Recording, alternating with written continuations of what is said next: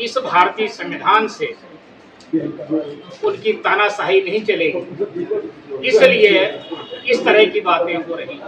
संविधान अपने आप में एक पूर्ण ऐसा दस्तावेज है जो पूरे मानव की बात करता है, इंसानियत की बात करता है, बराबरी की बात करता है, जो भगवान बुद्ध के आदर्शों पर आधारित है। ऐसा भारत का संविधान है। तो संविधान कहीं खतरे में नहीं है।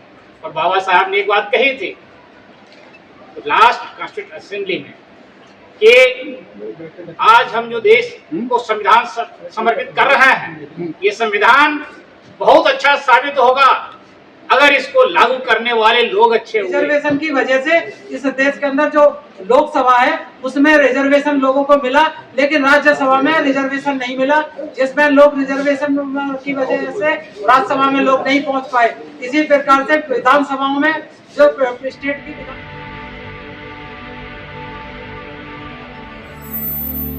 सर लोग कह रहे हैं संविधान खतरे में है। संविधान खतरे में है या लोगों की राजनीति खतरे में है? संविधान कहीं खतरे में नहीं है। खतरे में उन लोगों की कुर्सियां हैं, उन लोगों की जागीर है, उन लोगों की धरोहर है जो बरसों से राजा महाराजाओं जैसा शासन करते रहे। अब उनको ऐसा महसूस होने लगा है इस भारतीय संविधान से उनकी तानाशाही नहीं चलेगी, इसलिए इस तरह की बातें हो रही। संविधान अपने आप में एक पूर्ण ऐसा दस्तावेज है जो पूरे मानव की बात करता है, इंसानियत की बात करता है, बराबरी की बात करता है, जो भगवान बुद्ध के आदर्शों पर आधारित है। ऐसा भारत का संविधान है। तो संविधान कहीं खतरे में नहीं है। और बाबा साहब ने एक बात कही थी लास्ट कॉन्स्टिट्यूंट असेंबली में कि आज हम जो देश को संविधान समर्पित कर रहे हैं, ये संविधान बहुत अच्छा साबित होगा अगर इसको लागू करने वाले लोग अच्छे हुए। अगर इसको लागू करने वाले लोग अच्छे नहीं हुए, हमने कितना भी अच्छा संविधान बनाया हो, ये संविधान बुरा साबित होगा। तो साथियों, ये जो आपने प्रश्न किया है, संविधान अपने आप में बहुत अच्छा दस्तावेज है।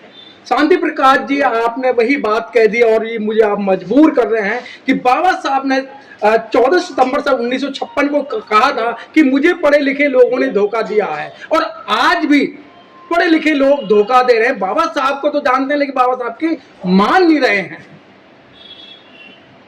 ये बात सच है जो बाबा साहब ने कही थी कि पढ़े लिखे लोगों ने हमें धोखा दिया, आज भी वो हो रहा है।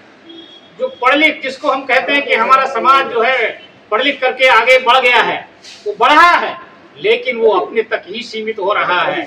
वहाँ बाबा साहब की बात नहीं करता है, वो अपने बीवी बच्चों तक सीमित हो गया है। इसलिए मनोज जी, ये जो बात आपने कही कि हम पढ़े लिखे लोगों ने धोखा दिया, वो आज भी धोखा दे रहे हैं, और आज ज्यादा तादाद में धोखा दे रहे हैं। और यही कारण है कि भारत के अंदर ऐसा मूवमेंट नहीं खड़ा हो पा रहा है। ये एक बहुत बड़ी दुखद है। वकील साहब, नहीं लगता आपको कि आपसे पहले की जो पीढ़ी थी उस समय अगर संविधान की बात चलती थी तो कहते थे अगर संविधान की तरफ अगर किसी ने आंख उठाकर देखा तो जो बुजुर्ग थे वो कहते थे हम आंख निकाल लेंगे, अगर किसी ने उंगली उठा के देखी तो हम उंगली तोड़ देंगे।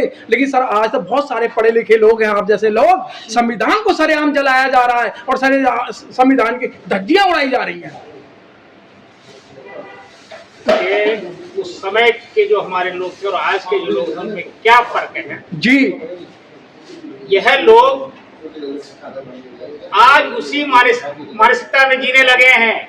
आज देश के अंदर 2 संविधान चल रहे हैं पैरेलल। ये लोगों को मानना पड़ेगा। जो लोग बाबा साहब को नमन करते हैं वही लोग मनुस्मृति को चला रहे हैं। ये बहुत बड़ी विडंबना है इस देश में कि एक तरफ तो मनु का संविधान उसको लागू कर रहे हैं और एक तरफ कहते हैं बाबा साहब का। तो इसी कारण से जो हमारे समाज के जो लोग हैं ना, जिनको आप पढ़ा लिखा कहते हैं, वो अपने लालच में आकर के उस मनुस्मृति संविधान को जो लागू करने वाले लोग हैं उनके साथ जुड़ रहे हैं। ये बहुत बड़ा कारण है ये आज के समय। All India SC/ST advocate welfare organisation की तरफ से ये सेमिनार रखा गया, और इस सेमिनार का जो रखने का उद्देश्य था कि इस देश के अंदर जो एडवोकेट समाज है, जो all India SC advocate welfare organisation के माध्यम से लोगों को, एडवोकेट समाज को इकट्ठा करने का काम कर रही है, ताकि इस देश के अंदर जो यह संवैधानिक व्यवस्था है इसे बेहतर तरीके से चलाया जा सके। क्योंकि आज जब हम संविधान की बात देखते हैं तो संविधान में जिस समय साइमन कमीशन के माध्यम से और गोलमेज संविधान के माध्यम से जो सेपरेट सेटलमेंट और सेपरेट इलेक्टोरेट का जो राइट और डबल वोट राइट जो मिला था, उस राइट्स को इस देश के अंदर पूना पैक्ट के द्वारा से इसको रिजर्वेशन के तरीके से उसे बनाया गया और फिर बाद में संविधान ड्राफ्ट किया गया, जिसमें रिजर्वेशन की वजह से इस देश के अंदर जो लोकसभा है उसमें रिजर्वेशन लोगों को मिला, लेकिन राज्यसभा में रिजर्वेशन नहीं मिला, जिसमें लोग रिजर्वेशन की वजह से राज्यसभा में लोग नहीं पहुंच पाए। इसी प्रकार से विधानसभाओं में जो स्टेट की विधानसभा है उनमें तो रिजर्वेशन मिला, विधान परिषद में उनको रिजर्वेशन नहीं मिला। इसी प्रकार से जो सुप्रीम कोर्ट है, यहाँ पर जो कॉलेजियम सिस्टम है, कॉलेजियम सिस्टम के माध्यम से इस देश के अंदर जो जुडिशरी सिस्टम है उसमें रिजर्वेशन नहीं मिला, और रिजर्वेशन ना तो कॉलेजियम सिस्टम में मिला, ना ही जज अपॉइंटमेंट करने में मिला। इसलिए आज ये दिखाई देने लगा है जज समाज को कि वास्तव में यहाँ पर लोगों को न्याय नहीं मिलेगा तो इस देश में वास्तविक लोगों की समस्याएं समाधान नहीं होंगी। क्योंकि जब तक न्यायिक व्यवस्था पर शेड्यूल ट्राइब का विश्वास कैसे बने, क्योंकि जो इस देश के कॉलेजियम सिस्टम है, कॉलेजियम सिस्टम में सबसे पहले हमारे शेड्यूल ट्राइब के जज अपॉइंट होने चाहिए, और उसके साथ जब जज अपॉइंट होंगे तो उसके बाद हम सुप्रीम कोर्ट में और हाई कोर्ट में जो कॉलेजियम सिस्टम है उसमें हमारे सुप्रीम कोर्ट और हाई कोर्ट में जज अपॉइंट होंगे, और तब इसी के माध्यम से हम हाई कोर्ट में, सुप्रीम कोर्ट में और डिस्ट्रिक्ट कोर्टों में हमारे जज अपॉइंट होंगे। तब इस देश के जो आम आदमी है, जैसे शेड्यूल ट्राइब, बैकवर्ड कम्युनिटी के जो लोग हैं, उनको वास्तव में इस व्यवस्था पर विश्वास हो पाएगा।